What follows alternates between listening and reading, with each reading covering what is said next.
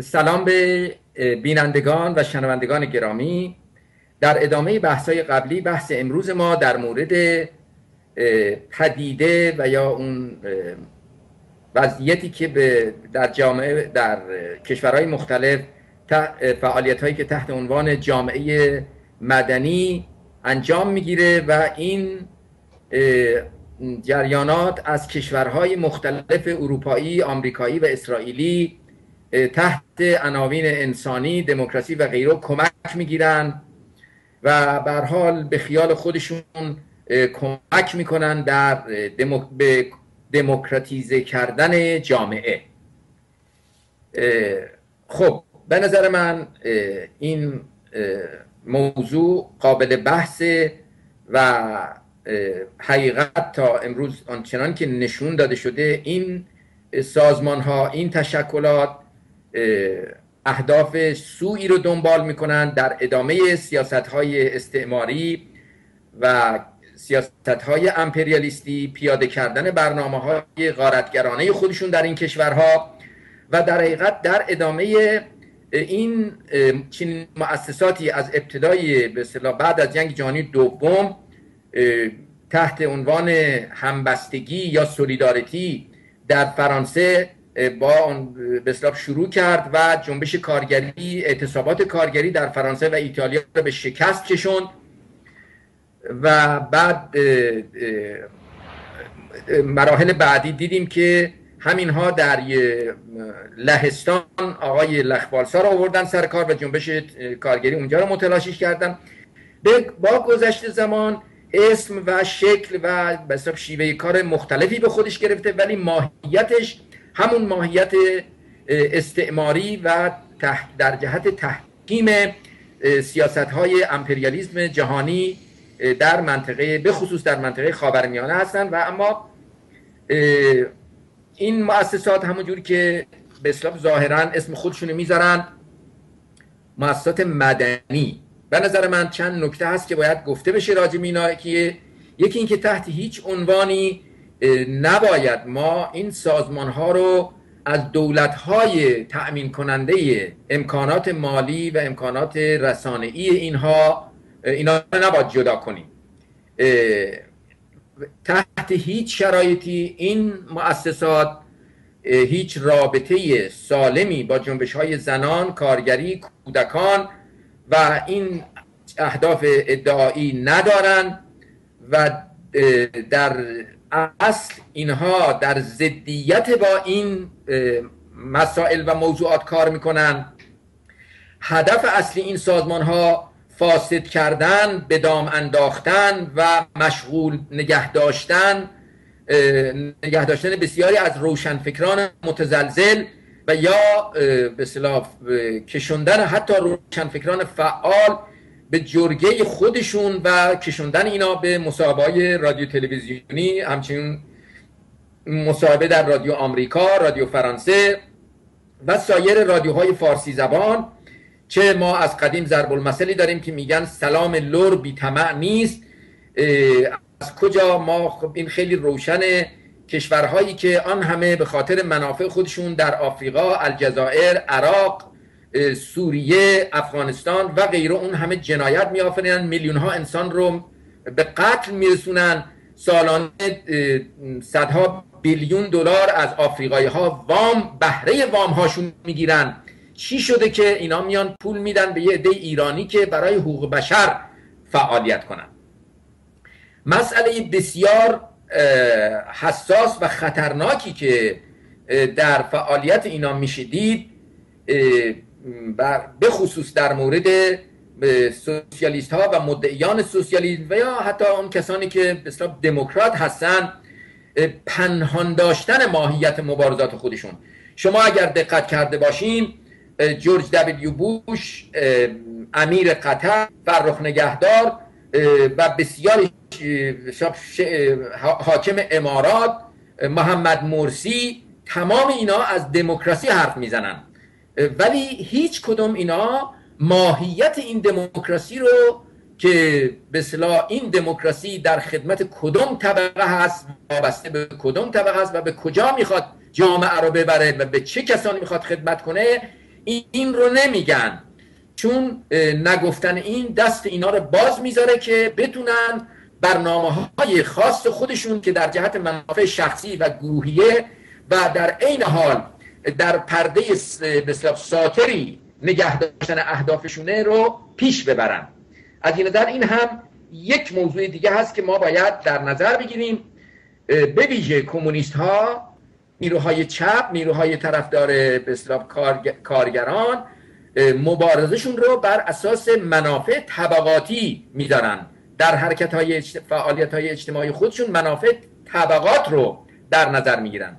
مسئله دیگه، اگر شما در فعالیت گروه‌های به اصطلاح جامعه مدنی که مدعی این چنین چیزایی هستن نگاه کنین، اینا به طرح مسائلی میپردازن در درجه اول که خیلی قابل قبوله، با آدم خوشش میاد، به اصطلاح مثل محیط زیست، حقوق زنان، حقوق کودک، آزادی، محیط زیست و چیزایی که به اصطلاح شک برانگیز نیست.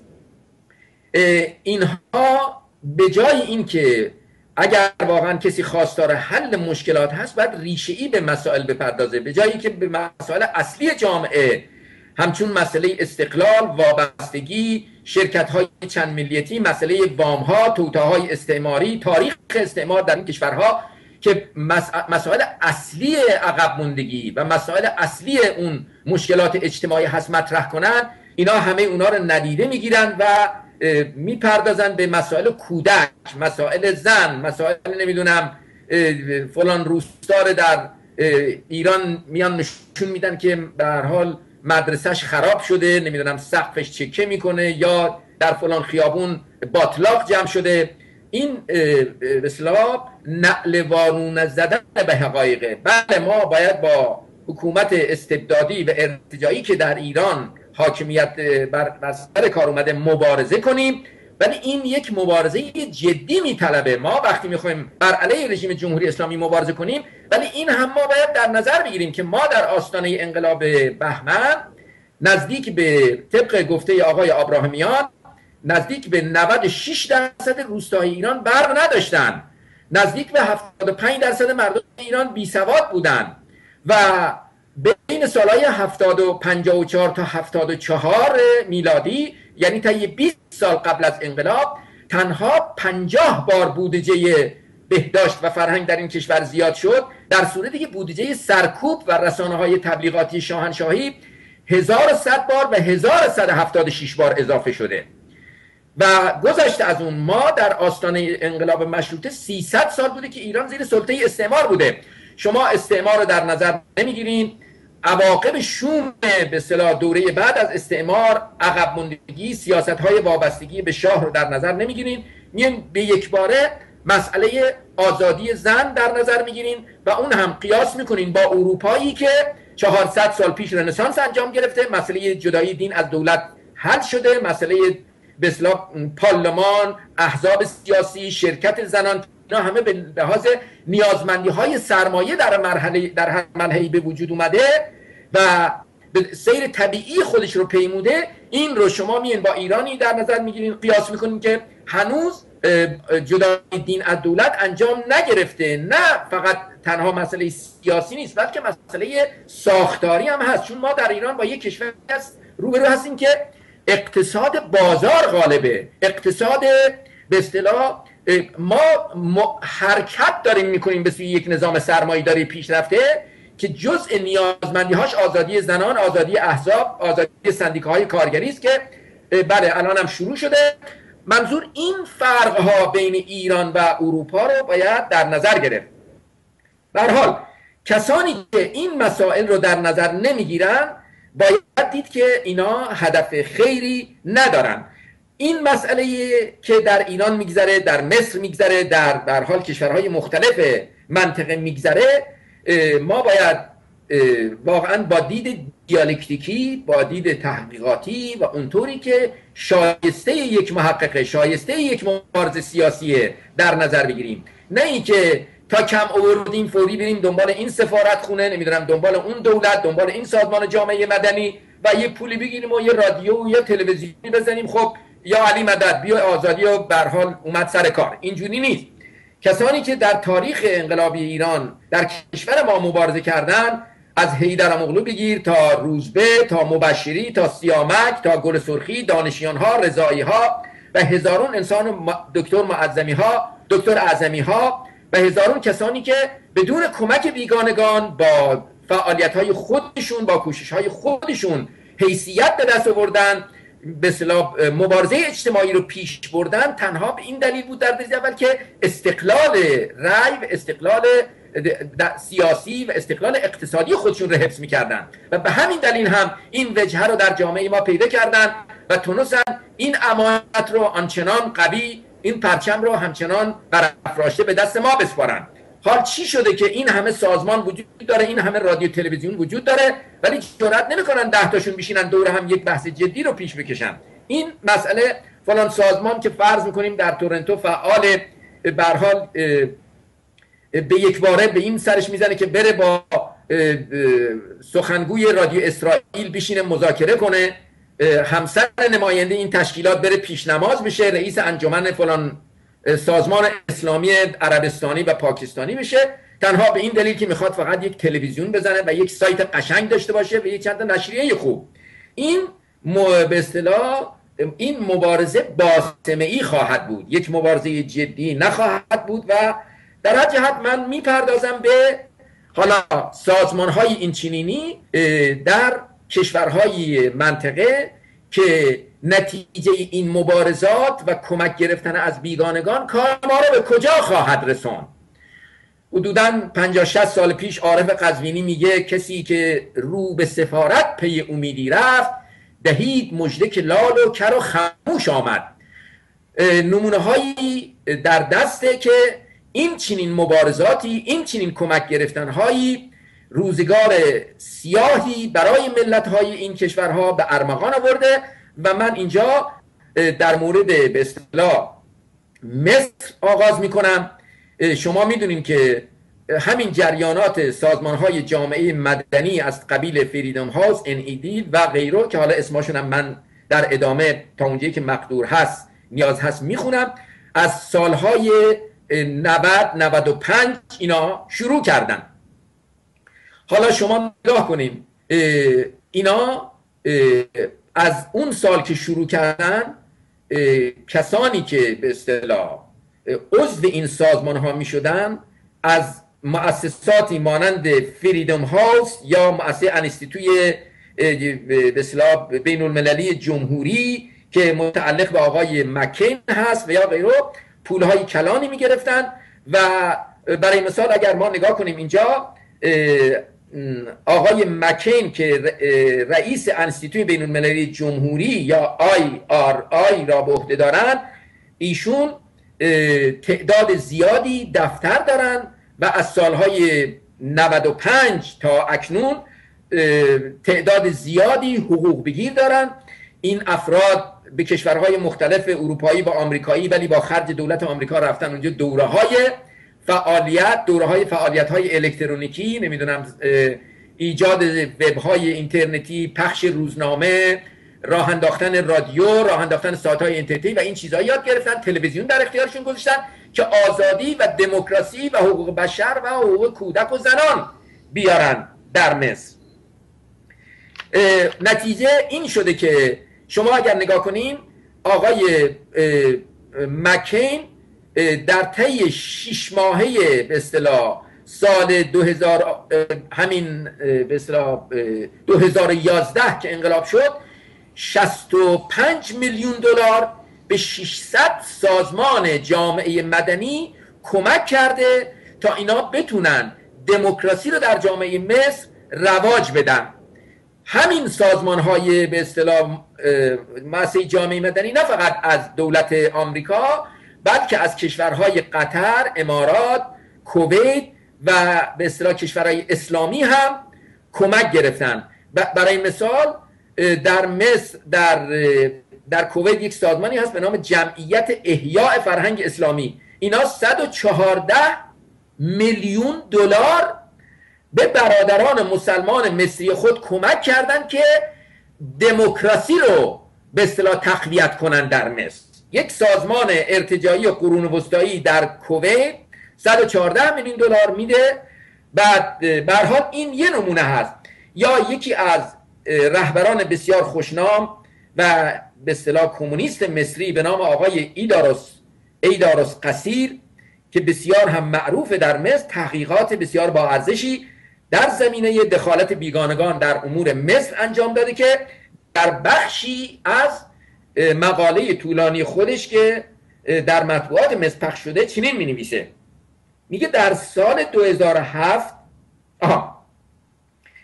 میگه وزارت خارجه آمریکا در سال 1998 تعداد 2300 نفر مصری را برای آموزش ترویج دموکراسی و حقوق بشر در مصر به آمریکا برد تا آموزش‌های لازم را ببینند.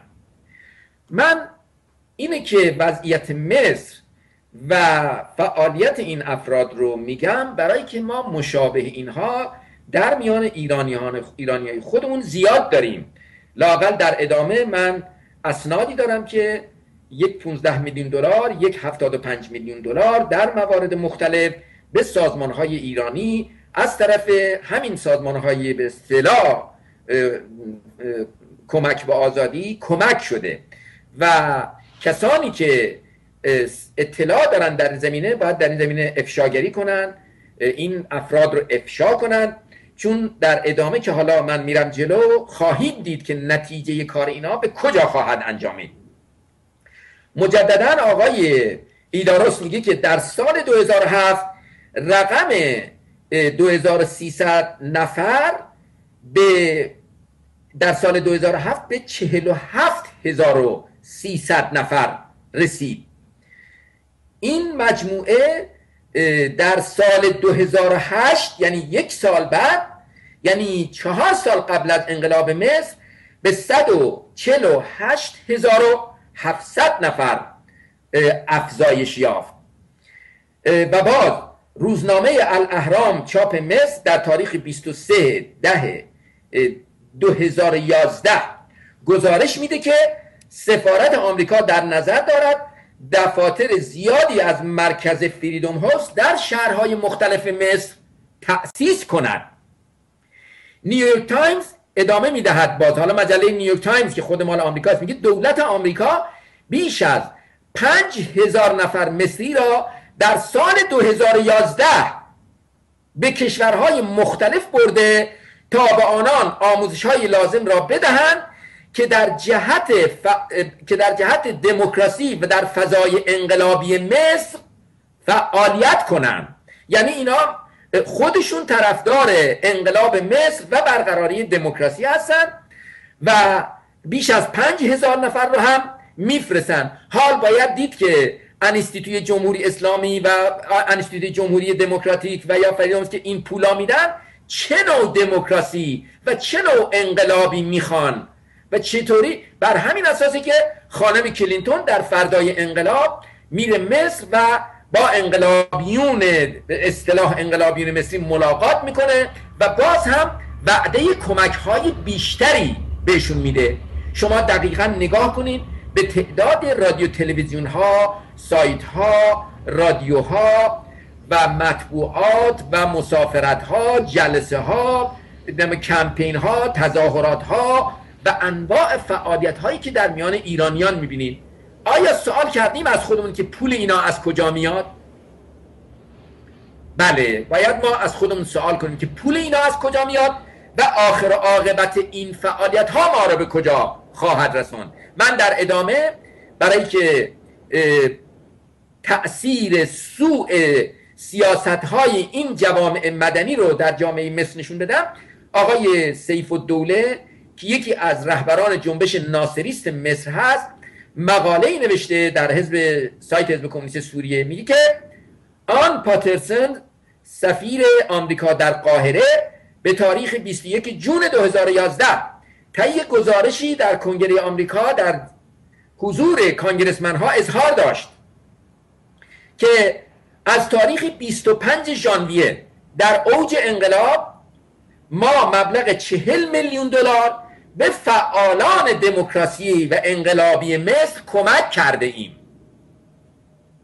توجه کنین 40 میلیون دلار در بحبوحه انقلاب مصر اینا به انقلابیون کمک کردن که حقوق بشر و دموکراسی رو رعایت کنن. و یا مجله مصری الیوم در تاریخ 14 مارس 2012 گزارش میده که اتاق تجارت و بازرگانی آمریکا کنفرانس 3 روزه‌ای با شرکت تعدادی از صاحب نظران مصری برگزار کرده تا در این زمینه بحث شود که قانون اساسی مصر نباید تغییرات جدی پیدا کند بلکه باید تعدیلات جزئی انجام گیرد. خانم کلینتون که در این جلسه حضور داشت طی گزارشی توضیح داد که دولت آمریکا از ابتدای انقلاب مبلغ 140 میلیون دلار از طریق دوستان خود به مصرف رسانیده تا انقلاب راه مسالمت آمیز خود را بپیماید و به خشونت کشیده نشود. حالا مصر، ما در ایران در میان ایرانیان خودمون هم از این کنفرانس ها نمیدونم جلسات برگزاری های سخنرانی ها شب شراز زیاد داریم که اگرچه اینها تحت عنوان مثلا دیگه خانم کلینتون تو شرکت نمیکنه ولی باید دید که اینا به کجا ارتباط دارن. بسیار کوتاه نتیجه این سیاست ها و این پول خرج کردن های آمریکا، فرانسه، البته اینجا بخشایی بود که فرانسه هم پول های خرج کرده، اسرائیل هم پول های خرج کرده که من اونو دیگه به اصطلاح برای به اصطلاح ضرورت نمیدونم همه رو بگم، فقط نمونه هایی برای شما بگم که حالا مصر به کجا رسیده بعد از همه اینا. ببینین یک نگاهی به اوضاع کنونی مصری که درش انقلاب شده، چند صد هزار نفر زخمی شدن، ده ها هزار نفر کشته شدن، ولی علمداران انقلاب در غالب حقوق بگیران آمریکا بودند، کسانی که از مؤسسات آمریکایی حقوق می گرفتن و تقویت می شدن. امروز که بنده در خدمت شما در حضور شما دارم این گزارش رو میدم، در کشور مصر 100,000 مستشار آمریکایی و اروپایی مشغول کارند. آنها در تمام وزارتخونه ها از جمله وزارت کشور، اداره پلیس، وزارت خارجه، وزارت دارایی، وزارت اقتصاد به عنوان مستشاران مشغول به کار و شیوه خرج کردن وام‌های بانک جهانی را هماهنگ می‌کنند.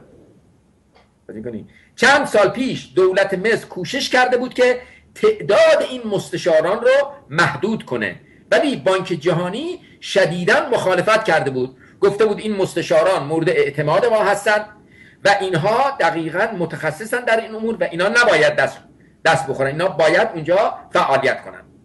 حالا ببینین، حالا طبق برآورد اداره محاسبات دولتی که یک مؤسسه دولتی در مصر 28.6% کل وام هایی که دولت مصر 28.6% کل وام هایی که دولت مصر میگیره به عنوان حقوق میده به این مستشاران. توجه میکنین؟ یعنی به اصطلاح حدوداً میشه 28 میلیارد دلار. 3 منبع و این یه دونه که 28.6% وام ها به عنوان حقوق میره برای این مستشاران. بعد 3 منبع درآمد اصلی کشور مصر یعنی توریسم. شما اگر مشاهده کردین این روزا می‌بینین تبلیغ الاهرام میکنن، اهرام مصر میکنن، نمیدونم آثار باستانی مصر میکنن و این چیزا. کانال سوئز، توریسم و پولی که مصری ها از خارج میفرستن به کشورشون، این سه تا در گرو بانک جهانی برای پرداخت قسط وام های بانک جهانی. ببینید کشوری که به توسط سازمان های جامعه مدنی و اون هم در حد 150,000 نفر به دنبال دموکراسی و آزادی و حقوق بشر و حقوق کودک و نمیدونم محیط زیست بوده، به چه روزی افتاده؟ و در این آینه باید آینده ایران رو هم ما ببینیم و این کسانی که امروز تحت نام ضد کمونیست، ضد کارگر و غیره در اروپا، آمریکا، کانادا به همین جور فعالیت های مشغولن و تلویزیون های نمیدونم که در سال 300,000 دلار 400,000 دلار پولش میشه در اختیارشونه، بعد ببینید ما رو به کجا میبرن.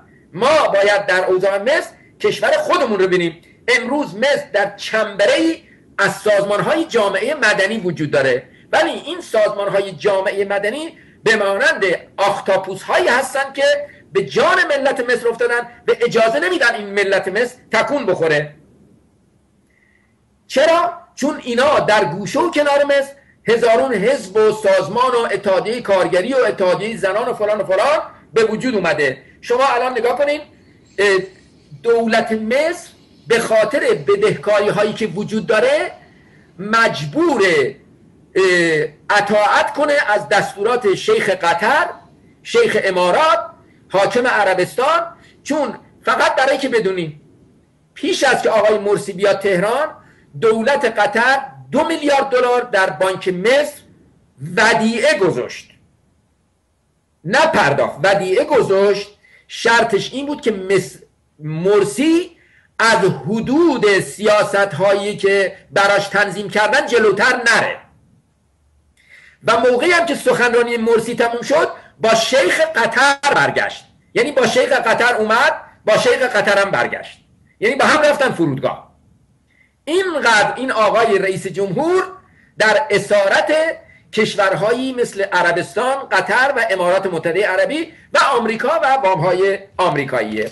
حالا چرا؟ ببین در مصر انقلاب شده، سیستم سابق دست نخورده، اسما عوض شده، هیچ کس، شما الان 1 سال حدوداً از مصر میگذره، هیچ کسی اسم 100,000 مستشار خارجی در مصر نمیاره، یک روزنامه جرئت نمیکنه بنویسه. ارتش همچنان 1.4 میلیارد یعنی 1400 میلیون دلار همچنان از آمریکا کمک میگیره. حاکمان اصلی مصر نه مرسی ها بلکه عربستان و قطر و کویت هستن، اونا هستن که پشت پرده تصمیم میگیرن و اونا هم که در اسارت آمریکا هستن. انقلاب حقوق بشری همینه. حالا این در مورد به اصطلاح مصر. من در مورد کشورهای دیگه میپردازم. در مورد کشورهای دیگه من این رو به طور خلاصه، شما همه ما جنگ یوگسلاوی یادمونه که چطوری چی به سر یوگسلاوی آوردن، ولی اینو من چون به اصطلاح میخوام اینو خیلی خلاصه بگم، چون میخوام بپردازم به وضعیت کشورها و ارتباطشون با فریدم هاوس و البته این هم به اونجا ارتباط داره. ببینید این سندی که من برای شما میخونم سند از CIA هست، از مرکز بالکان، نوشته بسیار محرمانه هست و هر کسی این سند رو افشا کنه جرم محسوب میشه. و واشنگتن، این سند در واشنگتن 16 دسامبر 1998 انتشار پیدا کرده. ببینید در یوگسلاوی همین سازمان‌های جامعه مدنی چی کار میکردن؟ در این سند اینجور گفته میشه که دولت آمریکا برای تقویت آزادی، دموکراسی، آزادی احزاب، حقوق زنان، حقوق کودکان در یوگسلاوی بودجه ای را از 15 تا 35 میلیون باید به مصرف برساند. 2. باید انواع سازمان‌های جامعه مدنی را تشویق کنیم که حضور خود را در سراسر شهرها و شهرستانها و روستاهای یوگسلاوی تشدید کنند. 3. نکته اصلی تبلیغات بر روی احترام به فعالیت احزاب مختلف سیاسی، اقتصاد بازار و اقتصاد آزاد، حاکمیت قانون و برقراری دموکراسی باشد. دولت آمریکا باید بکوشد کشور یوگسلاوی به سوی دولتی دموکراتیک حرکت کند. برای این کار ما برای حرکت به سوی بخش دموکراتیک ما باید 10 میلیون دلار با هدف زیر به مصرف برسانیم: کشاندن مردم به طرف استفاده از دستگاه‌ها و امکانات رادیو تلویزیونی، اینترنتی و غیره، ایجاد برنامه‌های تفریحی از طریق برقراری خیمه‌ها در میادین عمومی شهر، موسیقی، پخش غذا. 3. توجیه و کمک به مردم در جهت فهم فرهنگ و برخورد حرفه‌ای و ملایم و دوستانه با یکدیگر. حالا ادامه میدم. کمک به مردم در جهت استفاده از قانون، مطبوعات، دفاع از روزنامه‌نگاران و روزنامه‌نگارانی که زیر فشار هستند، پخش اخبار سرکوب. سازمان‌های غیر دولتی محلی رو به سازمان‌های غیر محلی دولتی 5 میلیون دلار که بهشون اختصاص داده شده. کمک مالی به سازمان‌های غیر دولتی در جهت آموختن شیوه مبارزه اجتماعی. کمک مالی به مؤسسات تحقیقی در بالکان و سازمان‌های تبلیغاتی یوگسلاوی. تشکیل گروه‌های قانون برای دفاع از افرادی که حقوقشان پایمال می‌شود. رشد پول این بودجه در جهت رشد اجتماعی، بالا بردن بنیه اقتصادی مردم و کمک به اتحادیه‌های کارگری. تبلیغ برای ایجاد فراکسیون در سازمان‌های غیر دولتی تا آنها بتوانند از حقوق خود دفاع کنند. همزمان باید تشکلاتی از وکلا، روزنامه‌نگاران، آموزگاران و اکادمیسیان‌ها به وجود آید. اتحادیه‌های کارگری و حتی ما باید بتوانیم از کارگران بیکار اتحادیه‌هایی به راه اندازیم و میتوان تا 1 میلیون دلار به مصرف اینان رسانید. تبلیغ در جهت عضویت کارگران در اتحادیه‌های آزاد. خوب دقت کنید، اتحادیه آزاد نه دولتی. به ویژه بازنشستگان و بیکاران را باید به این اتحادیه‌ها جذب کنیم. ایجاد رابطه میان آنها و سازمان‌های اتحادیه اروپایی و سازمان‌های دانشجویی و وابسته به یوگسلاوی که در هماهنگی با اتحادیه اروپا کار می‌کنند. کمک مالیانه به رهبران سندیکاها از طریق ایجاد صندوق دفاع خودی با پولی که از طرف دولت آمریکا برای اینان ارسال می شود. بعد بخش آموزش 5 میلیون دلار با اهداف زیر: ایجاد شبکه‌های آموزشی خصوصی، کمک به معلمان و استادانی که حاضر نیستند برای دولت کار کنند، می توان آنان را تشویق نمود تا مؤسسات آموزشگاه‌های خصوصی افتتاح کنند. توسعه بخشیدن. میدونیم که وقتی مؤسسات خصوصی راه میندازن، در اون زمان که به هر حال در کشور یک سیستم تا حدی سوسیالیستی برقرار بود و همه چیز در کنترل دولت بود، وقتی مؤسسات خصوصی آموزشی و غیره برقرار میشه، این آن راهی میره که آمریکایی‌ها میخوان و آن راهی میره که به اصطلاح اونایی که بودجه میدن اون رو به حرکت در میارن. ایجادش کمک به معلمان و استادان، توسعه بخشیدن فرهنگ نوین مبنی بر دموکراسی، حقوق بشر، حق حل اختلافات از طرق دموکراتیک. قضات مستقل 1 میلیون دلار. آموزش قضات با معیارهای جدید بین المللی که مورد قبول جامعه جهانی باشد. توجه میکنین؟ کمک مالی به قضاتی که از نظر مالی مشکل دارند و یا حقوق بازنشستگی آنان کفاف زندگیشان را نمیدهد. کمک به برنامه مشترک محلی بین المللی جهت محاکمات عادلانه در یوگسلاوی.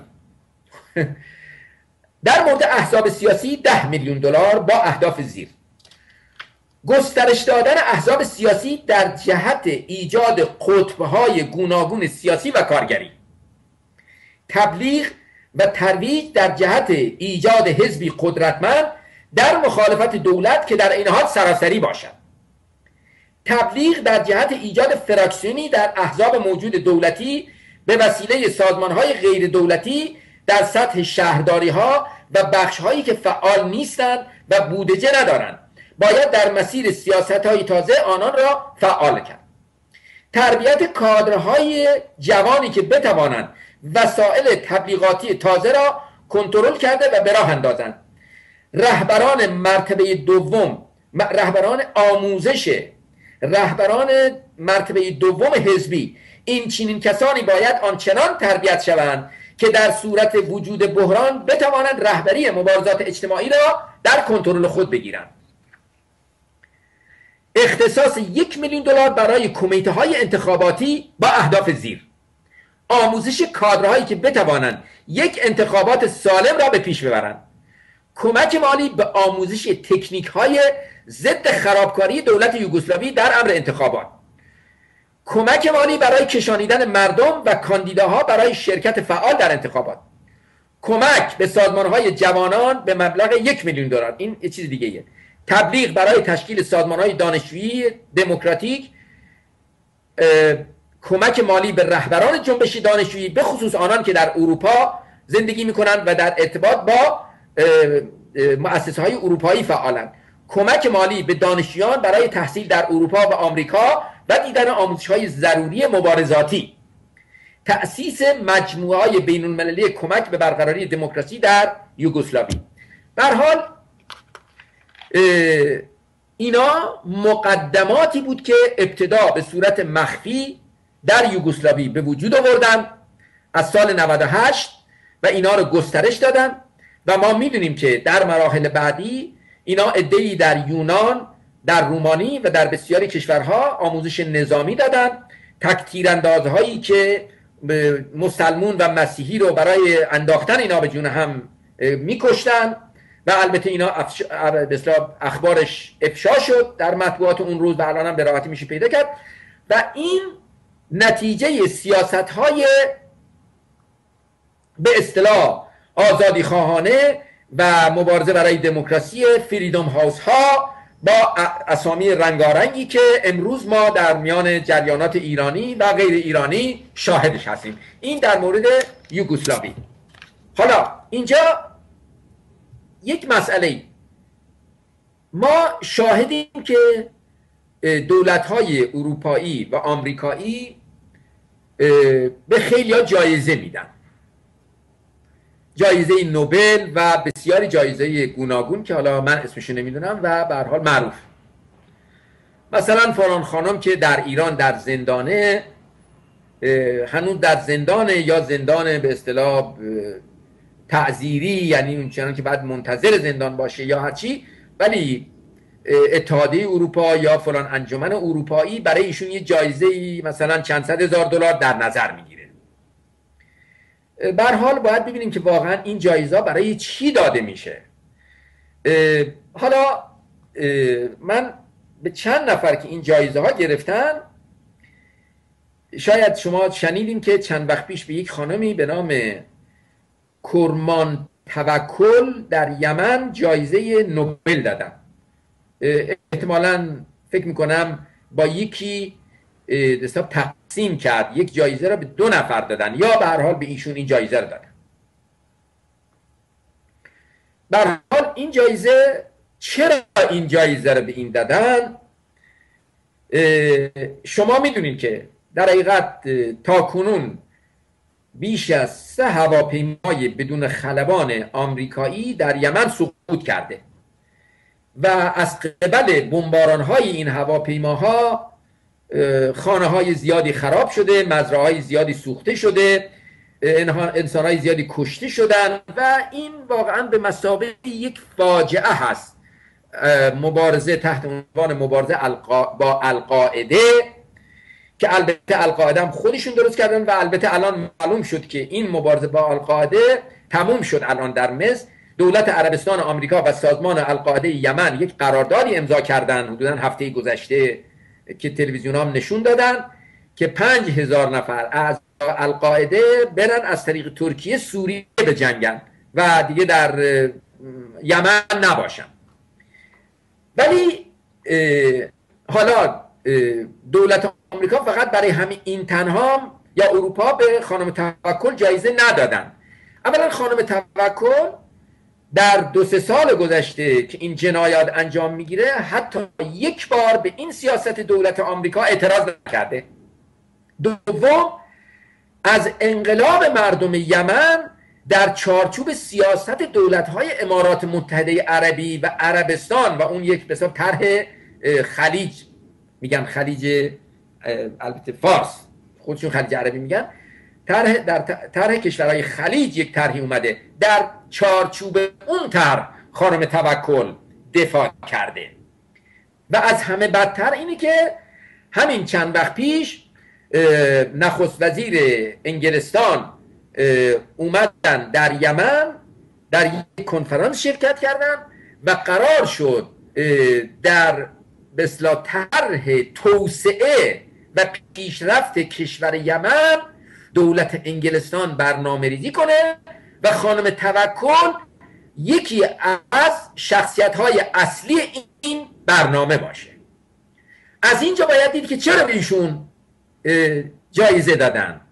به این دلیل جایزه دادن که ایشون سیاست‌های آمریکا رو در کشور خودش تأیید میکنه و اگر ایشون میخواست، ببینین شخص دیگری در مصر چند سال پیش جایزه دادن به نام نجیب محفوظ. نجیب محفوظ جایزه نوبل بهش دادن. چند سال بود ایشون در نوبت بود. به این دلیل جایزه نوبل بهش نمیدادن که حاضر نبود قرارداد کمپ دیوید رو به رسمیت بشناسه. بعد که یک مقاله نوشت دفاع کرد از قرارداد کمپ دیوید، یک دفعه ایشون برنده جایزه نوبل شد و جایزه رو بهش دادن و آقای نجیب محفوظ اسمش در سراسر رادیو تلویزیون های کشورهای عربی و بین المللی پخش شد. اینی که میگن سلام لور بی تمنی است، باید از اینجا دید جایزه‌ای که اینا میدن دقیقاً در راستای سیاست‌های امپریالیستی، غارتگرانه، تسلط جویانه است و در مسیری میدن که قتل و کشتار جنایت این کشورها ساکت بمونه، کسی درباره اینا صحبت نکنه. چرا مثلا به شاعر معروف وطن ما احمد شاملو جایزه ندادن؟ چرا به دولت آبادی ندادن؟ خب این باید دید دیگه چرا به اینا نمیدن. در کشورهای عربی هم خیلی آدم‌های فعال هستن که بسیار بیشتر از خانم توکل و آقای نجیب محفوظ مقاله نوشتن، کتاب نوشتن، ولی نه در خدمت استعمار بلکه بر علیه استعمار نوشتن.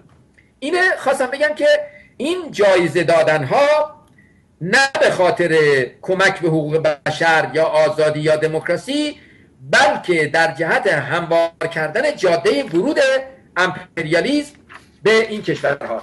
حالا اینجا من یه توضیح میدم که چه کسانی پشت سر این سازمان‌های جامعه مدنی هستن. به ترتیب مثلا سازمان NED، شرکای آمریکایی برای برقراری دموکراسی، IRI، انستیتوی بین‌المللی، CIPE، کمک به دموکراسی از طریق ایجاد پروژه‌های خصوصی، نمیدونم سولیداریتی که ما میدونیم یک آقایی هم در تورنتو عضوش بود و یه عده زیادی هم به هر حال غلام حلقه به گوش شده بودن. در لهستان سولیداریتی دیدیم. IFEC، انستیتوی جمهوری برای دموکراسی، ABA، AF، CBI، فریدم هاوس، اینترنیوز و بسیاری از اینا، IWPR، انستیتوی گزارشات جنگ و صلح، IRI، انستیتوی بین‌المللی جمهوری. حالا ببینیم در پشت این سازمان ها چه کسانی قرار دارن، چه کسانی به اینا کمک مالی میکنن. جان مکین که معرف حضور همگان هست، عضو کمیته خدمات نظامی کنگره. پیتر مدیجان، معاون سابق وزارت خارجه. جی ویلیام، وزیر سابق نیروی دریایی و سفیر سابق آمریکا در اروپا. پال بریمر، اولین حاکم عراق بعد از اشغال. جوئل هاجز، سکرتری سابق کاخ سفید. دیوید درایر عضو برجسته مجلس نمایندگان آمریکا، لارنس ای گولدبرگ سفیر سابق آمریکا در یوگسلاوی، الیسون فورتیر رئیس برنامه شرکت لاکهید، جیمز گارنر استاندار سابق نیویورک، جاینت مولینر معاون سابق وزیر خارجه، اگر در شیوه گفتن کلمه چیز دارم ببخشید، جان راجرز عضو اداره بانک گلدمن ساکس و عضو کمیته آزادی عراق، اینا به آقایون ایرانی کمک میکنن که برن دموکراسی ببرن در ایران. پشت سر این سازمان ها اینا هستن. در ضمن این گروه ها و سازمان ها در کشورهای زیادی دفتر دارن که من اسمشون اینجا نیاوردم، رو هم رفته در 65 کشور دفتر دارن و برای برقراری دموکراسی در این کشورها فعالیت میکنن که به نظر من فعالیت اینا ایجاد زمینه برای کودتا، برای تسلط، برای حکومت‌های وابسته به آمریکا و ورود به هر حال بانک جهانی، نمیدونم سازمان تجارت جهانی و شرکت‌های چند ملیتی و این چیزها هر چیزی غیر از اینا نیست.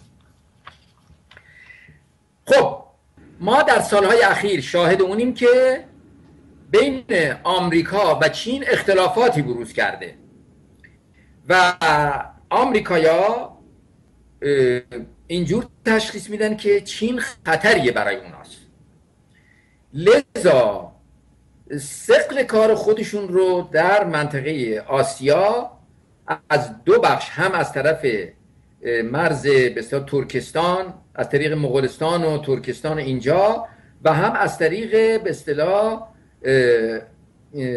منطقه برمه و تایلند و فیلیپین، از این دو منطقه فعالیتشون رو بر علیه چین زیاد کردن.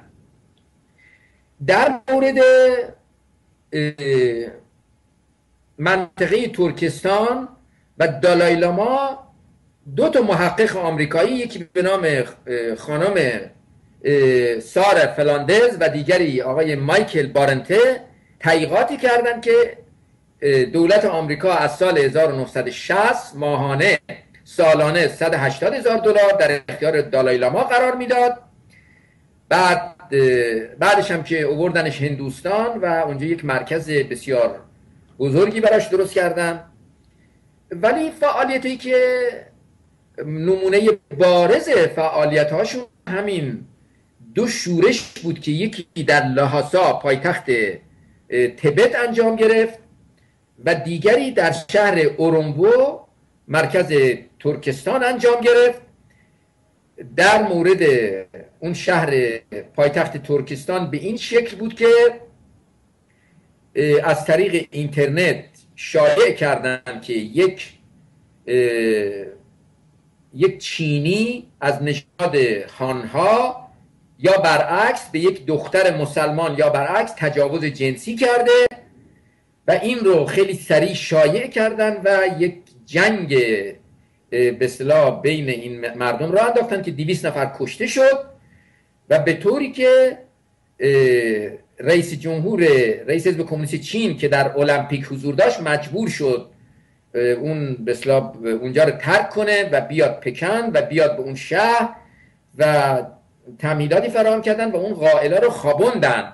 بعدن که توی قضیه در اومد هیچ تجاوزی هم انجام نگرفته بود و هدف این بود که اگر بتونن برنامه المپیک چین رو به هم بزنن. شما میدونین که از قبلش هم به اصطلاح در آمریکا تبلیغات زیادی شد بر علیه چین و در مورد لاهاسام یک زد خوردی، یک جنگی بین مسلمان ها و اون تبتی ها را انداختن که بازم هدف این بود که دولت چین رو مشغول کنن. ولی در مورد اولی که توضیح دادم، کسی که در رأس این جریان قرار داشت یک خانمی بود به نام خانم سابرینا که سابرینا فرار کرد اومد ترکیه، الان در شهر وان یک تشکیلاتی براش درست کردن آمریکایی‌ها که اونجا جوانان به اصطلاح ترکستانی فرار میکنن میان اونجا و به هر حال آموزش میبینن که بتونن مجددا برگردن و در چین خرابکاری کنن. در همین گزارشی که اینا نوشتن بارها مواد انفجاری فرستادن، حتی در جریان حادثه میدان تنانمن اینا اسلحه و پول و امکانات زیادی برای مخالفان دولت چین فرستادن و این خب حالا ادامه داره.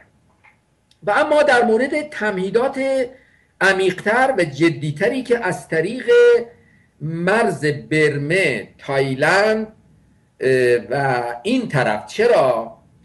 چون این طرف برای آمریکایی‌ها مهمتره. دولت اولا همه ما شاهدیم که به یک خانم برمه‌ای به نام سوچی جایزه نوبل دادن. طبق معمول این جایزه رو مطمئناً باید در چارچوب همون سیاست‌های توسعه طلبانه و غارتگرانه امپریالیسم آمریکا گذاشت. بعد از مدتی خانم کلینتون با ایشون ملاقات داشت. اگر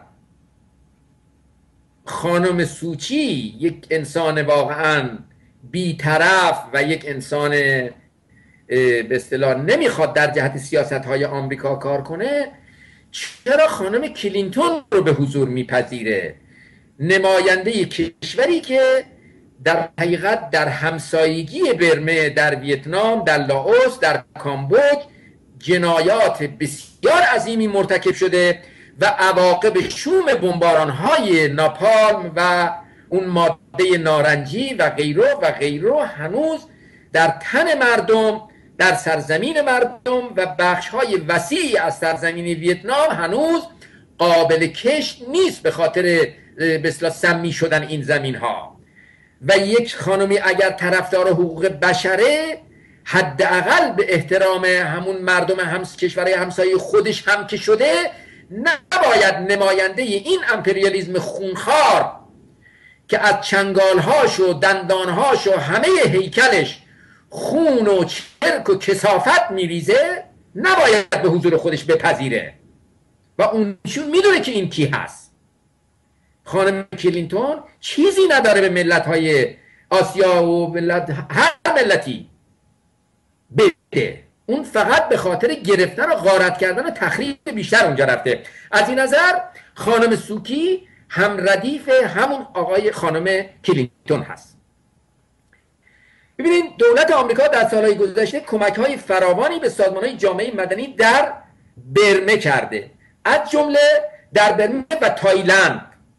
چرا؟ در تایلند یک جنبشی هست، رهبری داره به نام تاکسین شینواترا و در خود به اصطلاح برمه و در اون منطقه یه رادیویی هست به نام رادیو ایر آدوا، اونجوری که من حالا نمیدونم اسپل دقیقش، و یک به اصطلاح این رادیو و این تشکیلات تحت نام نیو ایرا جورنال که یک طرفداران بسیار زیادی اونجا داره، در شهرهای مختلف برمه، تایلند، فیلیپین و لاوس اینجا فعالن و به اصطلاح کوشش میکنن که نیروهایی به وجود بیارن که به سیاست‌های آمریکا پایبند باشن. در گزارشی که سازمان‌های حقوق بشری دولت انگلستان چند سال پیش منتشر کردن، این سازمان‌ها از سفارتخانه‌های آمریکا در بانکوک، در برمه، در به اصطلاح فیلیپین و در لاوس کمک میگیرن. دولت آمریکا به ویژه از طریق 3 مؤسسه NED، همون انستیتوی جامعه باز مال جورج سوروس، انترنیوز و سازمان‌های جامعه مدنی دیگر همچون فریدم هاوس، از این طریق تنها در سال 2003 مبلغ 2,500,000 دلار برای تحکیم دموکراسی به این سازمان‌ها کمک کرده و این کمک‌ها همچنان ادامه داره تا امروز. و اما ببینیم چه اهدافی آمریکا از این کمک‌ها دنبال میکنه. ببینید در سالهای گذشته چین تونسته از طریق لاوس، از طریق تایلند از طریق به اصطلاح برمه یک سری خطهای انتقال کالا، جاده های سریع و سیر درست کنه.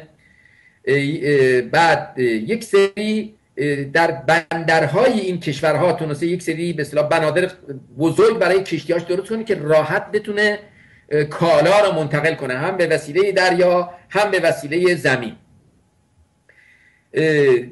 دولت چین از طریق خلیج بنگال که در حقیقت مرز دریایی میانمار هست کالاهاشو از کشتی ها پیاده میکنه و به وسیله همون جاده های سریع میبره به هندوستان. یک پروژه عظیمی چین در اینجا درست کرده. پروژه دیگری در دست ساختمانه که از چین میاد لاوس و تایلند که هنوز تموم نشده. یک جاده راه آهن بسیار بزرگه که قراره تا سنگاپور بیاد وصل بشه به سنگاپور. اگر بتونن این مسئله برنامه تایلند رو به اصطلاح تا اینو بکشن، خب از نظر حمل و نقل کالاهای استراتژیک برای چین بسیار مهمه. هدف دولت آمریکا چیه از دادن جایزه نوبل و ایجاد سازمان‌های جامعه مدنی، راه انداختن رادیو و کمک‌های ده‌ها و صدها میلیون دلاری به این سازمان‌ها در این منطقه؟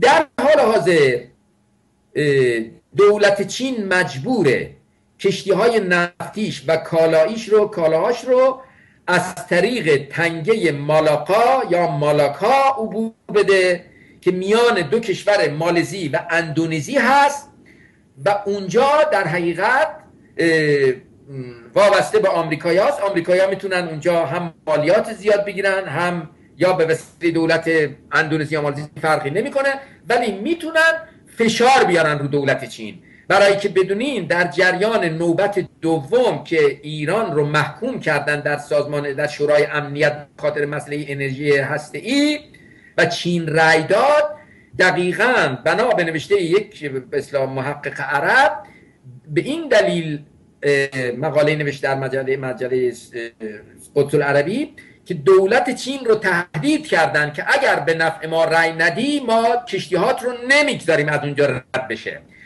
و این باعث میشه که کشتی‌های چین از راه‌های ناامنی و چند ده هزار مایل بخوان از راه‌های بسیار طولانی دیگری عبور کنن تا بتونن کالاشون رو ببرن اونجا. حالا دولت چین برای از میان بردن این مسئله یکی همین جاده به اصطلاح جاده‌های سریع، به اصطلاح بنادر سریع، اینا میتونن کمک کنن. ببین اقدام دیگر چین که باز به نظر من بسیار جالبه که میخواد خودش رو از شر این تنگه نجات بده. شما میدونیم پاکستان هم به دریای عمان یا دریای عرب راه داره و هم به چین. دولت چین در صدد، نمیدونم چین قراردادی بسته، ولی از چند سال پیش بحثش بود که یک خط لوله نفتی از دریای عرب بکشه تا چین که بتونه به اصطلاح کشتی‌های نفتیش بیان اینجا از این طریق نفت رو منتقل کنه که این بسیار سریع و به اصطلاح مقرون به صرفه خواهد بود از نظر مالی. حالا آمریکا، افغانستان و پاکستان و سازمان‌های تروریستی برای این چیزها میخواد و اینه که اینا رو تقویت میکنه و به هر حال اینا رو سر حال نگه میداره، امکانات بهشون میده.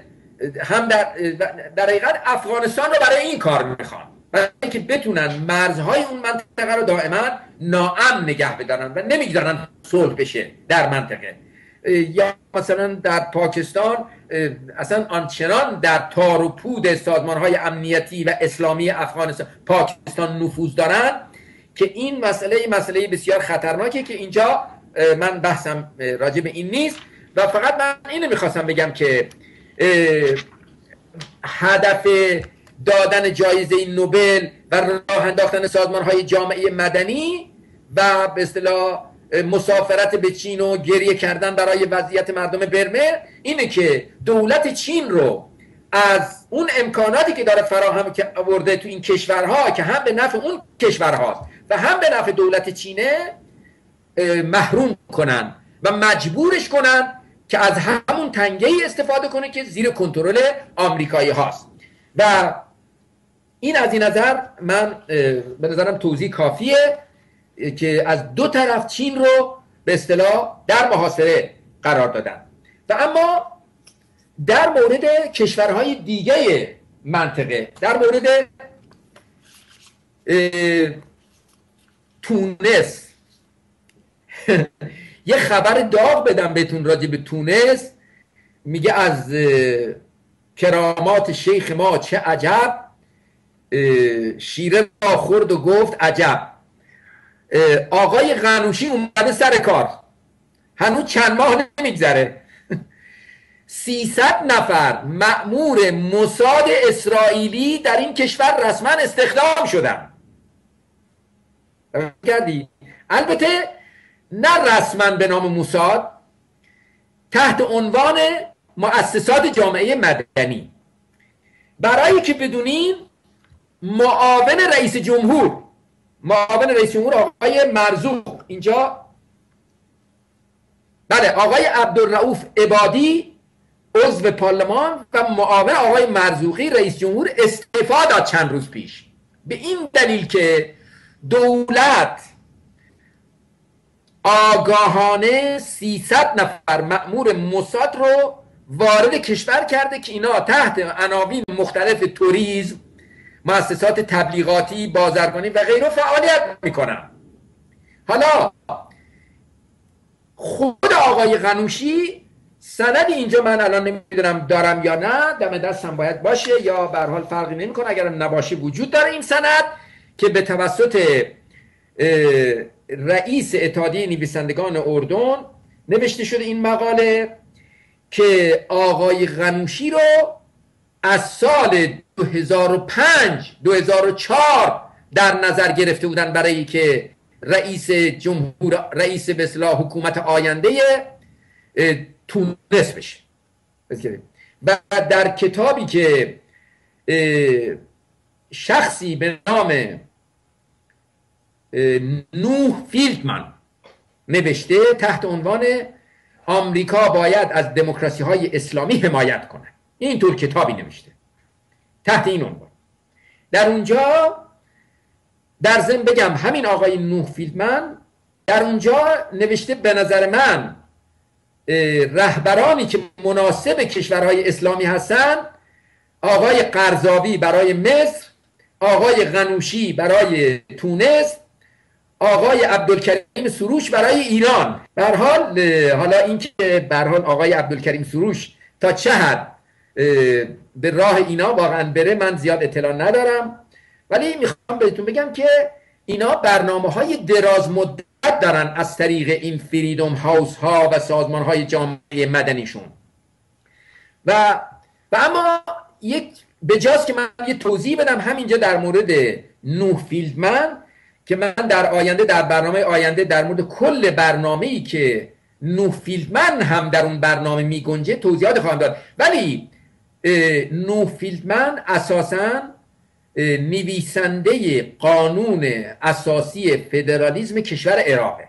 ایشون یک اسرائیلیه ولی شهروند آمریکاست اکنون و یک قانوندانه و قبل از جنگ، قبل از که آمریکا حمله کنه، اینا قانون اساسی برای عراق نوشته بودن و در اون قانون اساسی فدرالیسم رو طوری قانون فدرالیسم نوشتن که کاملا زمینه تجزیه شدنش با مشکل روبرو نشه، هر یک واحد فدرال بتونه به راحتی جدا بشه.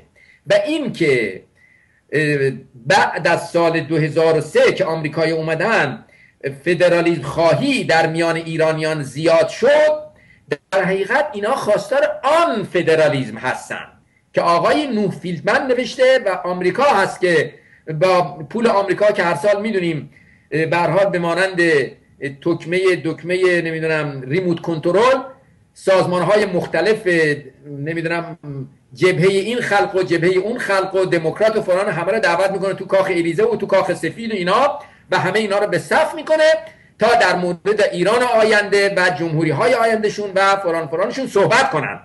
اینا در حقیقت تبعیت میکنن از اون فدرالیسمی که آقای نوفیلدمن نوشته. خب من ادامه میدم در مورد یمن، در مورد میخوام تونس، که تونس چطوری شد که بعد از اون همه خودسوزی ها، انقلاب ها، کشتار ها، زندان ها، شکنجه ها، دوباره هنوز به اصطلاح دولت تشکیل نشده 300 تا مأمور موساد میاد تو این مملکت کار میکنه. اینا از برکات همون سازمان های جامعه مدنی هست، همون دموکراسی که تبلیغش میکنن ولی جنبه طبقاتیش رو حرف نمیزنن، آزادی زن، آزادی کودک، آزادی حقوق کارگر، آزادی سندیکا، آزادی احزاب، ولی بدون در نظر گرفتن جنبه های طبقاتی. و همونجور که گفتم از شیخ قطر تا جورج دبلیو بوش تا بیشتر رهبران سازمان کمونیست ایرانی همه طرفدار دموکراسی هستن، ولی جرأت نمیکنن جنبه طبقاتی این دموکراسی رو بشکافن، چون در اون صورت سرم زندگیشون آمریکایی ها قطع خواهند کرد. و آمریکایی به این دلیل سرم رو به اینا وصل کردن که دموکراسی بورژوایی یک دموکراسی نیمبند آبکی و باسمه‌ای تبلیغ کنن. نگن این دموکراسی خونخواران و جنایتکاران و تبهکاران بین المللیه. همه دموکراتن این روزا. همین مسئله در مورد تونس اتفاق افتاد، همین مسئله در مورد مصر اتفاق افتاد، همین مسئله در مورد لبنان و به اصطلاح جنبش‌های دیگه در سایر کشورهای گرجستان، در مورد لبنان، در مورد اوکراین، در همه جا همین اتفاق افتاده. و اما در مورد تونس، ببین در تونس چی گذشت. در ماه می سال 2009، چند سال پیش، 3 سال پیش، تعدادی از روشنفکران اپوزیسیون تونسی که عضو فعالان جامعه مدنی تونس بودن، از جمله آقای مرزوقی که الان رئیس جمهوره، برمیدارن یک نامه می نویسن به آقای اوباما، میگن آقای اوباما کمک به برقراری دموکراسی در تونس نه فقط به نفع ما بلکه به نفع شما هم هست. این دموکراسی غیر طبقاتیه. اگر کسی واقعا حالا منافع ملت خودش رو در نظر بگیره اینطور نامه نمی‌نویسه. ما از شما میخواهیم از احزاب و گروه‌های لیبرال که در تونس فعالن حمایت بیشتری بکنید. کمک شما میتواند قدرت و برتری دموکراسی لیبرال را برای همگان و از جمله برای ملت ما روشن سازد. بفرمایید. حالا روشن شده.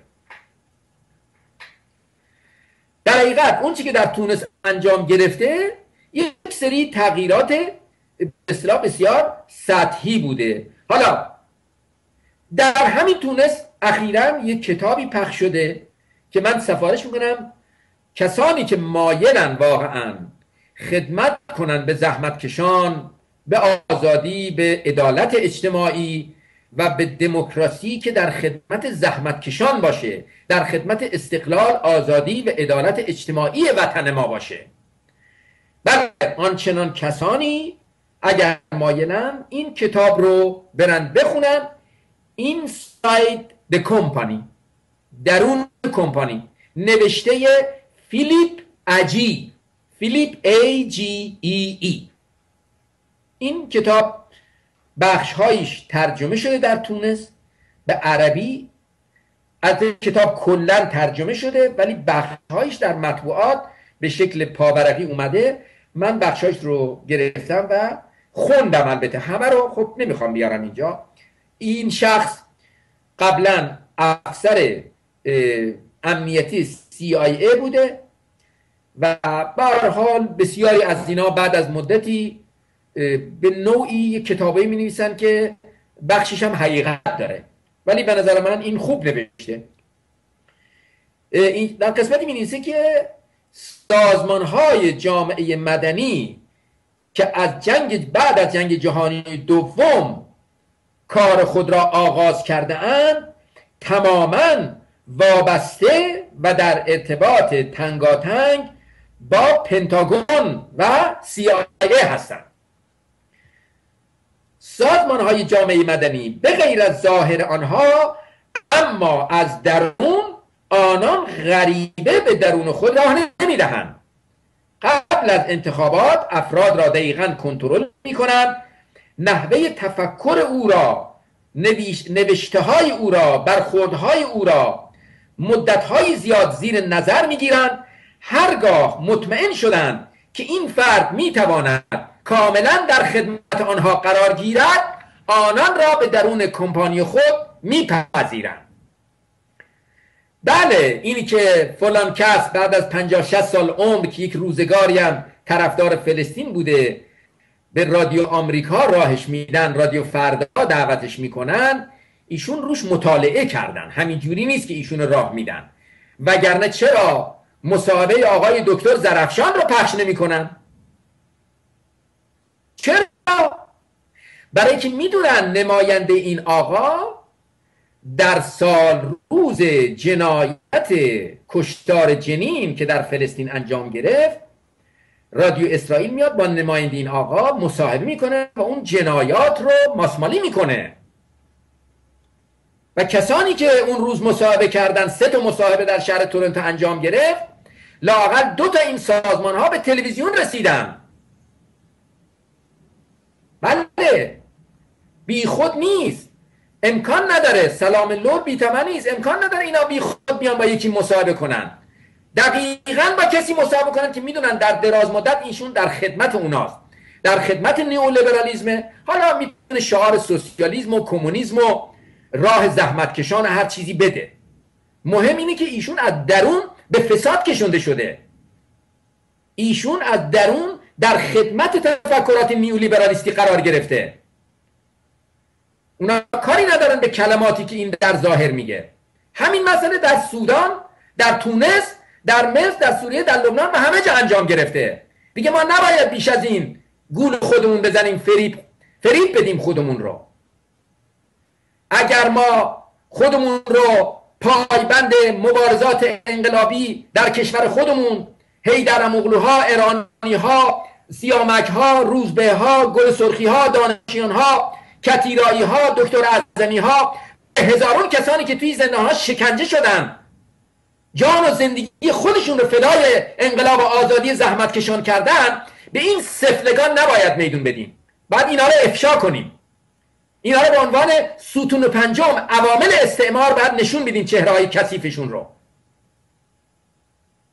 تو این مملکت 40,000 تا آدم به دست این رژیم جنایتکار ارتجاعی اعدام شده. تو اون رژیم 10,000 نفر اعدام و شکنجه شدن. این میراث اونا، فریدم هاوس، رادیو فردا، تریبونال بین المللی، کنفرانس های نمیدونم استکهلم و آمریکا و فلان و فلان، این خاص اونا، دستبوسی و پایبوسی امپریالیست‌ها و مزدورانشون. ما شرحی که من در مورد کشورهای مختلف میدم آینه تمام نمایی خواهد بود برای ایران فردای ما اگر نجنبیم، اگر با این جنایت، با این جریانات تصفیه حساب نکنیم. 100 بار بدتر خواهیم شد. به عراق نگاه کنیم چه به سر ملت عراق آوردن. حزب کمونیست عراق رفت تو پنتاگون، کاغذ امضا کرد که در خدمت آمریکا باشه.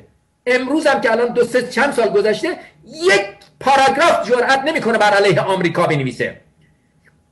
چون روزی که اینا میرن از فریدم هاوس میگیرن، روزی که اینا وارد رادیو فردا یا رادیو آمریکا یا رادیو اسرائیل میشن، یه قراردادهایی دارن، مفتی نیست. کما این که وقتی هم اینا در تورنتو اون کارو کردن، فوری اعضاشون و هوادارانشون رفتن تو اون شرکت معروف استخدام شدن. یکیش شد مدیر، یکی شد معاون، یکی شد فلان، یکی شد فلان. اینا میدونن چی کار میکنن. این پیشنماز شدن یکی از اعضای این تشکیلات نه به خاطر خدا، بلکه در مرحله‌ای بود که آمریکایی‌ها در عراق شکست خورده بودند و آمریکا به خاطر توجیه جنایات خودش که اینکه با مسلمانان دشمنی نداره و با زن مخالفتی نداره، خانمی رو در آمریکا به عنوان سکرتر وزارت امور خارجه به کشورهای اسلامی فرستادن تا به اصطلاح این سیاست تازه آمریکا رو توجیه کنه. بعضی کشورها با توهین و لنگ کفش به این خانم برخورد کردن، خانم جنیفر، و در بعضی کشورها عده‌ای خانم‌های خودفروخته و مزدور به پیشنمازی و به چاپلوسی دست زدن که از این به اصطلاح وضعیت فیلم‌هایی تهیه شد و آمریکایی‌ها در تبلیغات خودشون نشون دادن که بله این هم نمونه‌ای که ما نه با اسلام و نه با حتی پیشنماز شدن زن هم حتی مخالفتی نداریم.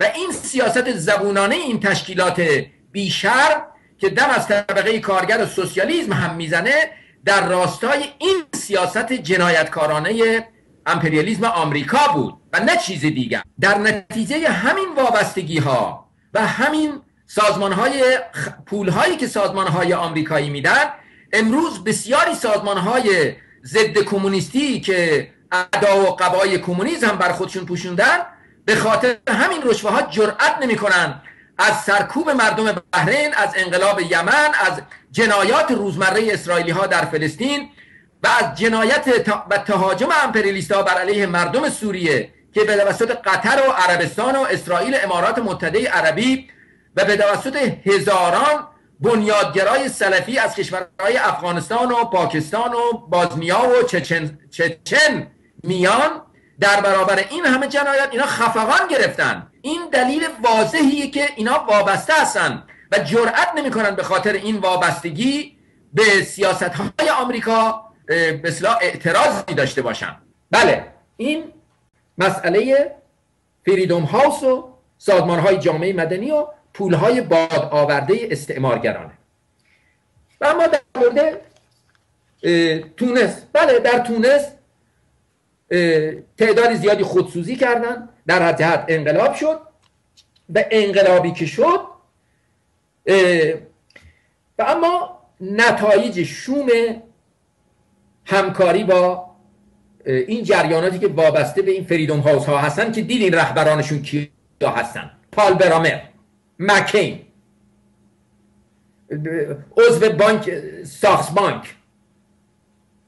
خب و اما نتایجش سرمایه گذاری که به وسیله این کشورها شد، پیوستن به بازار آزاد بود، باز شدن پای شرکت های مختلف بین المللی بود. چه به سر این کشور آوردن؟ از سال 1981 تا 2003 سالهای اوج فعالیت سازمانهای جامعه مدنی در تونس بودن. وام کشور تونس از 13.5 میلیارد دلار در سال 81 به 16.5 میلیارد دلار در سال 2003 افزایش یافت. و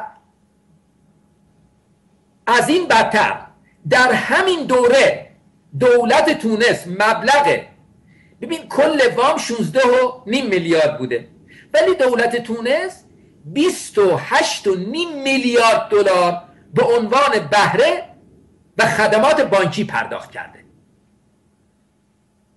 این نتیجه این سیاست است. و اما مشت نمونه خروار است.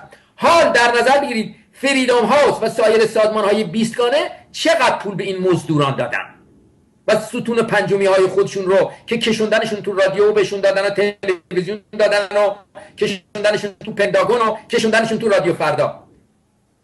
100,000 دلار، 300,000 دلار، 100 میلیون، 300 میلیون، بیشتر 1000 میلیون، صدها میلیارد دلار سود کردن از قبل این پولی که به اینا دادن.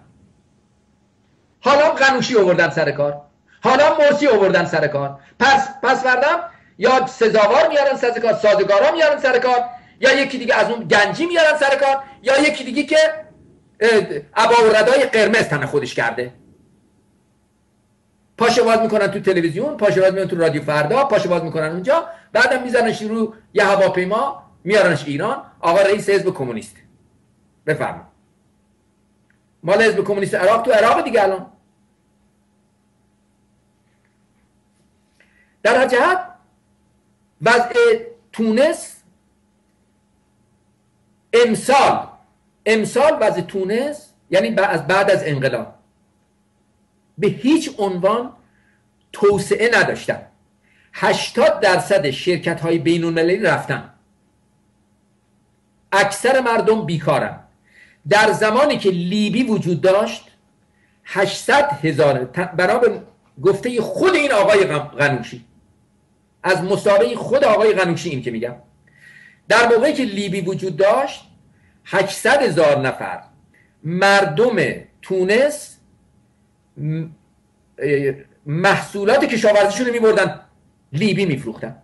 الان لیبی خراب شده، الان محصولات کشاورزی از اروپا با هواپیما میاد تو لیبی، دیگه از تونس نمیخرن. در حال حاضر از جمعیت زیر 10 میلیون تونس 900,000 نفر بیکاره. مقاله‌ای رابرت فیسک نوشته، بریم بخونیم، تو گاردین در مورد تونس نوشته اکثر مردم شروع کردن لباس افغانی میپوشن، مردان ریش میذارن، زنان حجاب میذارن، سعی میکنن تو حرفاشون کلمات اسلامی بگن. هر جا میبینی یه نفر میگن با شمشیر و با تفنگ داره راه میره. مجسمه عبدالناصر خراب کردن، دانشگاه رو میرن میبندن.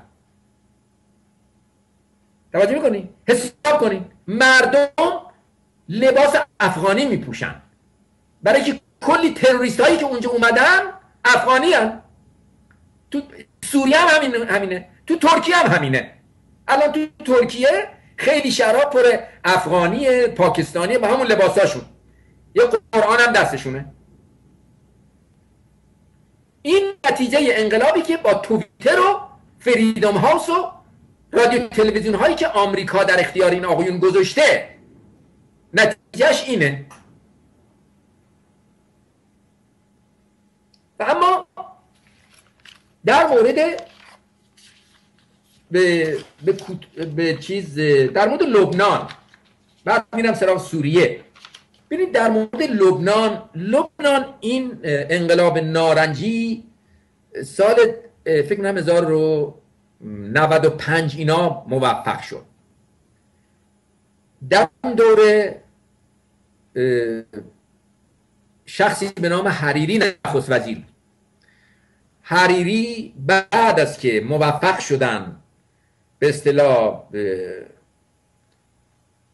سیاست های، البته اونجا زیر نظر مستقیم جورج سورس بود، تو تمام خیابونات همین خیمه زدن و کوکاکولا و هاتداگ و از این چیزا همه رو کشوندن و خلاصه شروع شد لباسای رنگی و نمیدونم این چیز. خب چی شد بعد؟ 2 برنامه قرار شد در لبنان پیاده بشه، یکی افقهای 2000 و یکی برنامه‌های توسعه شرکت بکتل. شرکت بکتل مال دیکچینیه. اینا قرار شد که لبنان رو تا سال، اسمش بزن افق 2000، که تا سال 2000 توسعه رو به 8% برسونن. خب حالا نگاه کنیم، در لبنان در سال 1994 که انقلاب نارنجی شروع شد به توسط فریدام هاوس و جورج سوروس و فلان، کشور لبنان 2 میلیارد دلار بدهکار بود. بعد از در آستانه 2009 که در آستانه قطب 2000 بودن که میبایست به رشد 8% برسن، بدهکاری کشور رسید به 50 بیلیون دلار. یعنی 48 بیلیون دلار اینا وام گرفتن در طی این سال. قطب 2000 هم نتیجه نداد. در موقعی که قطب 2000 رسیدن و کارم نکرد، قراردادی بست دولت لبنان با شرکت‌های اروپایی برای ورود کالاهای اروپایی. به این شکل بود که یک سری استاندارد معین کردن. ببینین فریدم هاوس چی کار میکنه، کسانی که از قبل اینا میان سر کار چی کار میکنن. قرار شد استاندارد باشه، مثلا کالاهایی که لبنان میخواد ببره اروپا باید طبق استاندارد بازار مشترک اروپا باشه. خب دولت لبنان که نه کارخونش داشت، نه امکاناتش داشت، نه کادرش نداشتن که بتونن میوه ها، سبزیجات خودشون رو طوری به اصطلاح بسته بندی کنن، طوری مرتب کنن که طبق پذیرش استانداردهای اروپایی باشه.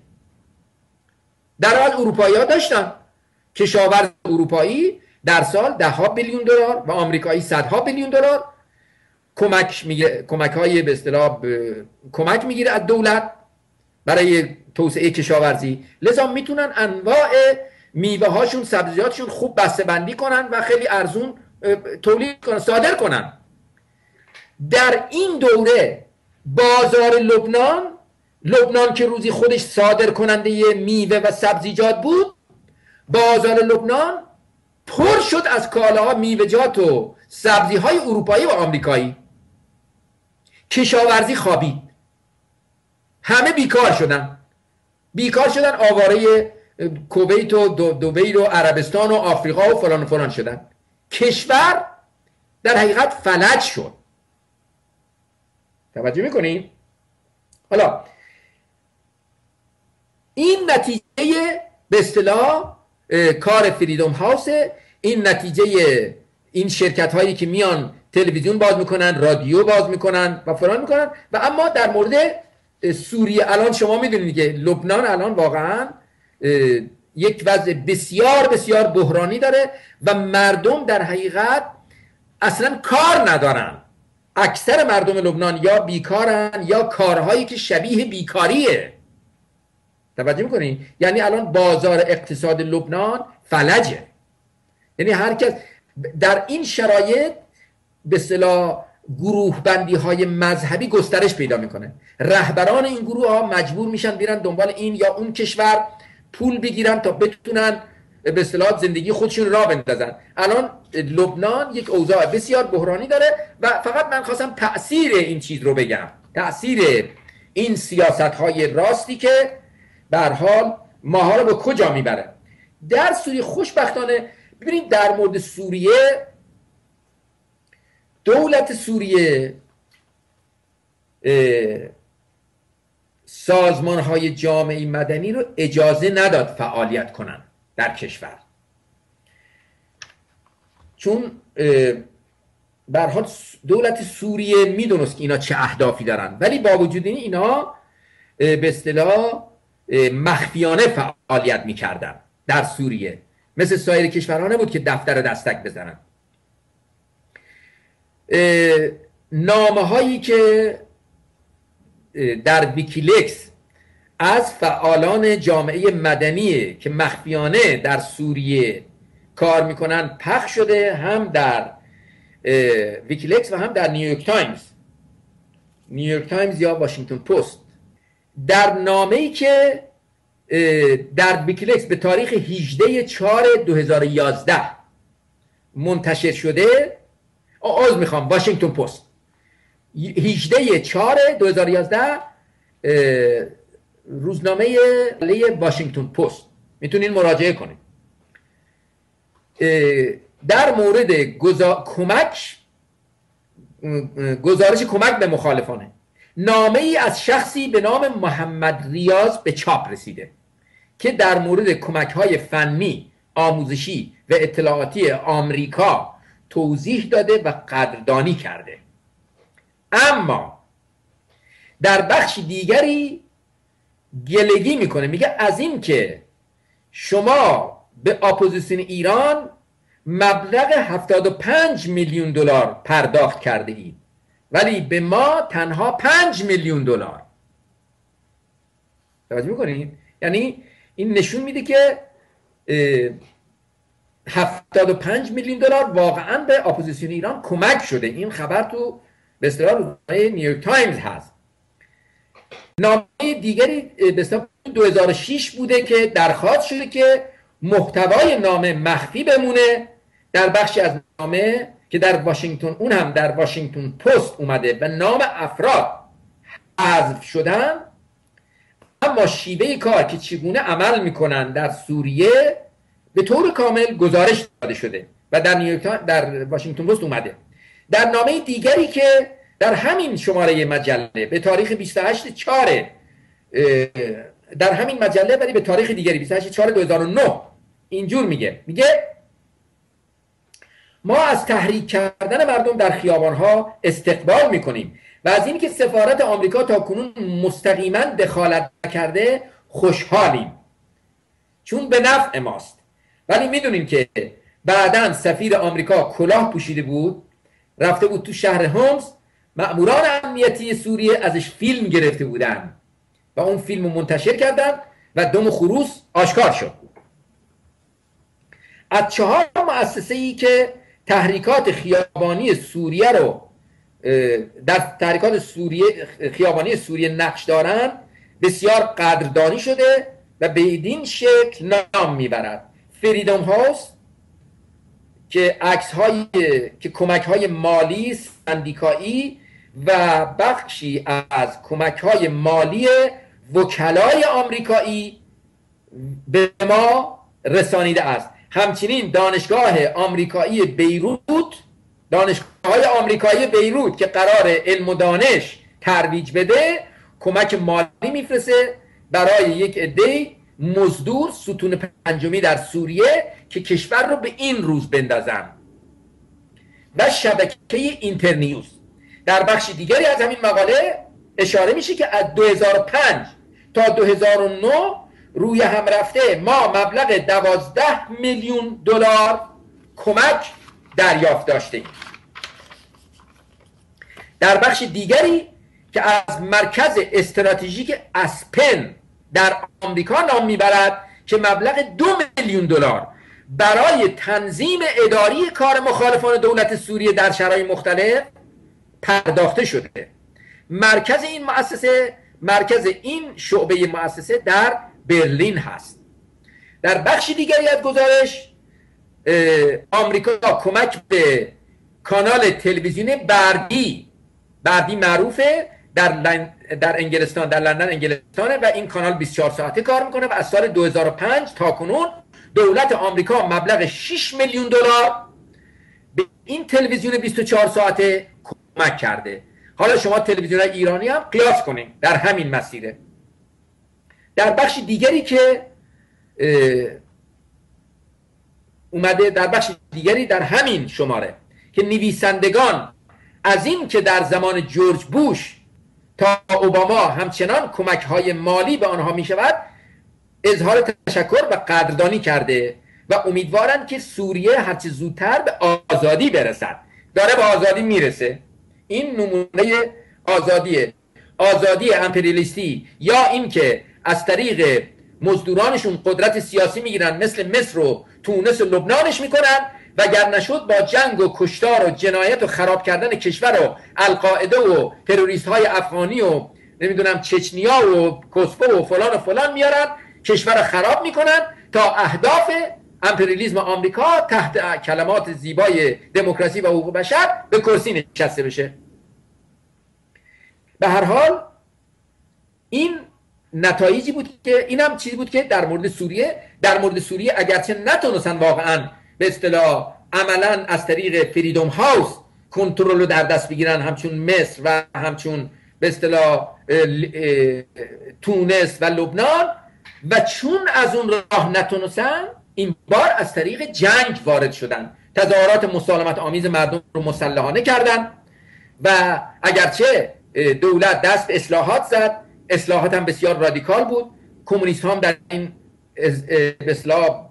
اصلاحات شرکت کردن، اتحادیه کارگری و غیره، زنان هم شرکت کردن، ولی چون مورد قبول آمریکا نبود با ارسال نیروهای تروریستی و با به اصطلاح خونین کردن این تظاهرات به این وضعیت رسوندن که تا بتونن از این طریق بر سوریه به اصطلاح غلبه کنن. البته من با اطلاعاتی که دنبال میکنم مردم سوریه به هر حال دورانی رو در استقلال به سر بردن، دورانی کمونیست ها، نیروهای ملی، نیروهای دموکرات، نیروهای کارگری در این کشور در سر کار بودن و درک درستی از این جنگ دارن. میدونن که این یک جنگ امپریالیستیه، جنگی که میخواد به اصطلاح مسئله تجاوزات اسرائیل، بخشی از کشورشون که به توسط اسرائیل اشغال شده، از بین بره و به اصطلاح در منطقه دیگه کسی مخالف نباشه،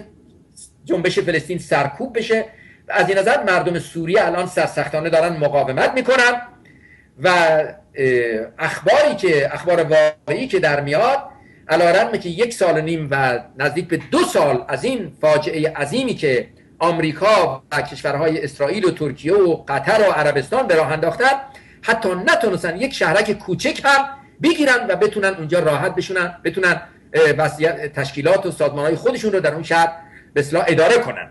و این نشون دهنده اینی که اینا امکان پیروزیشون در سوریه کمه، یا اگر نه به طور مطلق نمیشه گفت، ولی به نظر من بسیار بعید به نظر میرسه که بتونن دولت ملی و مبارزه مردم سوریه که به حق به خاطر استقلالشون و آزادیشون و حفظ حیثیت و وطنشون دارن مبارزه میکنن رو بتونن از میان ببرن.